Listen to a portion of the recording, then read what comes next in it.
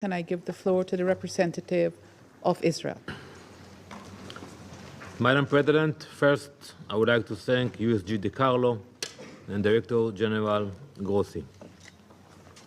Madam President, Israel has acted to prevent its destruction, and the world now stands at a crossroad between denial and clarity.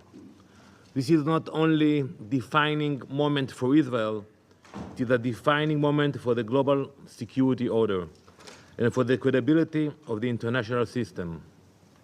As we speak, hundreds of ballistic missiles with conventional payloads are striking Israel's cities, neighborhoods, communities.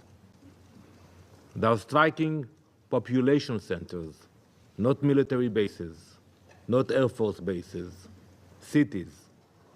Dozens are injured, 2 of them in a critical condition, and we are still following the news. Now take a moment and imagine if today that radical regime had nuclear warheads for those missiles.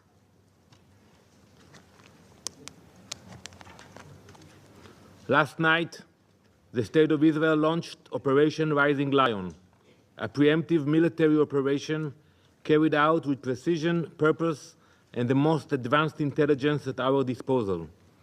The mission was very clear: dismantle Iran's nuclear program, eliminate the architects of its terror and aggression, and neutralize the regime's ability to follow through on its repeated public promise to destroy the State of Israel. For years, Iran has declared its intent. Its leaders have spoken without hesitation. Less than a month ago, Supreme Leader Ayatollah Khamenei called a, quote, cancerous tumor that must be eradicated. IRGC commanders have vowed to, quote, open the gates of hell on Israel. This is a picture from the main square in Tehran. The streets of Tehran display a countdown clock. At the time of the photo, you can see it in Arabic, it was at 8,411 days. It is tracking the regime's planned timeline for Israel's destruction, paid by the government, putting it in the main squares in Tehran. These threats have been made on a near-daily basis. Never again will we dismiss such threats.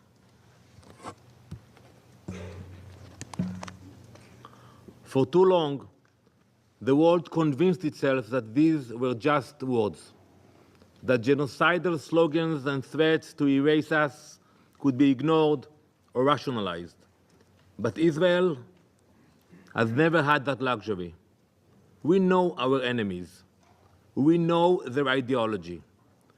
And when a regime builds ballistic missiles, enriches uranium to near weapons grade, and openly declares its intent to destroy us, we believe them. We take them at their word. And we take action before it is too late. Colleagues, Israel did not act recklessly. We waited. We waited while Iran enriched uranium to 60%, a level with no civilian justification, and a level that brings the regime within days of a nuclear breakout. We waited while the IAEA reported that Iran had obstructed inspectors, destroyed monitoring equipment, and accelerated its covert special development program. We waited while Iran developed trigger mechanisms, detonation systems, and plans for warheads. We waited while its leadership actively recruited more nuclear scientists. We waited while Iran constructed a ballistic missile industry so large and sophisticated, and we can expose it now, that it was intended to challenge even the US and Russia in ballistic missile capabilities. They cannot deny it. We waited for diplomacy to work. We gave the international community time. We watched negotiations stretched on as Iran made forced concessions or refused the most fundamental conditions. All the while, Iran continued to build toward the unthinkable. Last night, the wait ended. Our operation targeted 3 layers of the threat. First, we eliminated the central figures of Iran's military and nuclear command. This included Mohammad Hossein Bagheri, chief of the armed forces, Hossein Salami, commander of the IRGC terror organization, and Jolam Ali Rashid, commander of emergency command.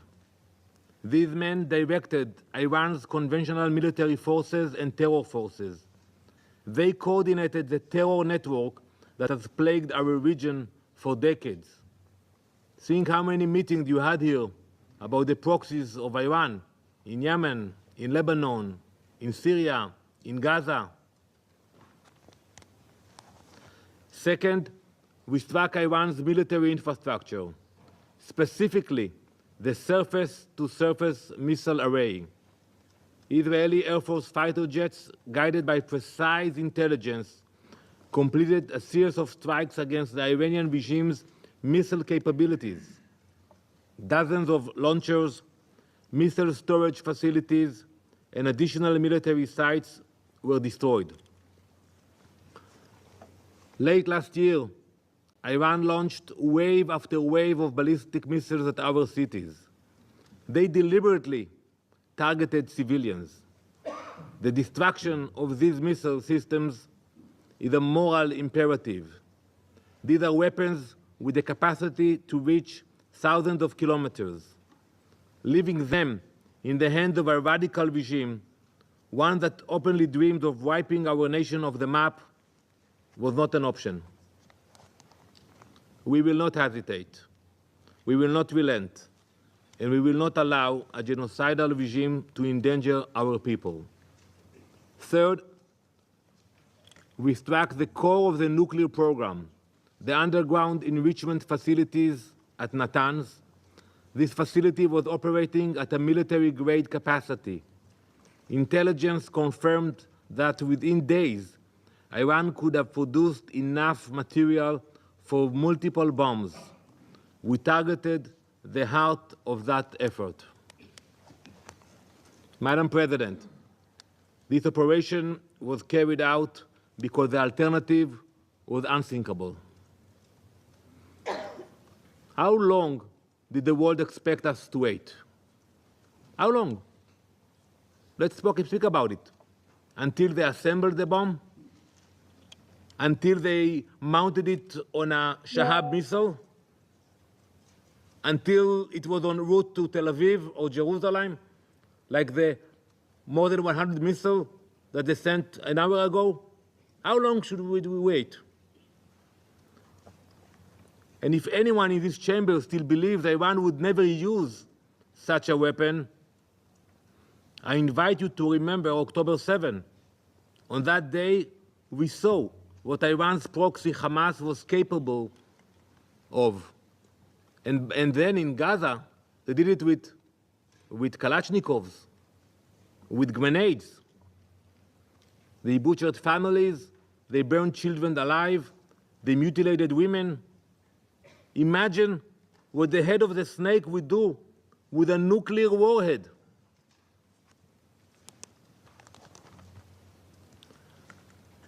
To that end, we uncovered intelligence revealing a multi-front plan directed by Iran, Hezbollah, and Hamas for a future assault on Israel. This one would be far more sophisticated than October 7. It envisioned mass missile launches, first from Iran, then from Lebanon, Syria, Iraq, and Yemen, followed by coordinated infiltrations of our borders. The plan was not aspirational. It was operational, and it was nearing execution. This Council has convened countless times in recent months. You have passed resolutions, called for restraint, demanded ceasefire. You met in emergency sessions when Hamas was under threat. But when Iran marched toward nuclear capability, you said nothing. When they crossed line after line, you drew none of your own. So we acted. We acted to ensure our people alive. We acted so that Jewish children in Jerusalem will not wake up to the sound of air raid sirens triggered by a nuclear launch. We acted so that Iranian missiles will not carry radioactive payloads into civilian neighborhoods. We acted because history has taught us that silence is complicity and hesitation is fatal. We acted because 80 years ago, the Jewish people made a promise to ourselves, never again. That promise applies to a nuclear holocaust as well. This was an act of national preservation. It was one we undertook alone, not because we wanted to, but because we were left no other option. We now turn to this Council, not for permission, but for recognition. Recognition that Israel did what the world should have done. Recognition that the Iranian regime violated every obligation they ever undertook. Recognition that Israel had the undeniable right and duty to defend its people from extermination. We urge the Council to condemn Iran's nuclear violations. We urge the Council to finally acknowledge the existential threat Iran poses to the world. We urge the Council to join us in our commitment to prevent their genocidal dreams from becoming a reality. But we also expect something even more basic: moral clarity. Stop equating aggressors with defenders. Stop treating a genocidal regime and a democracy under siege as two sides of the same coin. The Iranian regime was preparing for war. This war would have stretched across the Middle East, to Europe, to Asia, to the Americas. It would have been against the international order. We acted to prevent a threat that would endanger not only Israel, but the entire world. We will not sit quietly while our people are targeted. Not again, not ever. Empty words will not stop Iran. Israel will. We did not wait for the bomb to fall, and we will never allow that day to come. Thank you.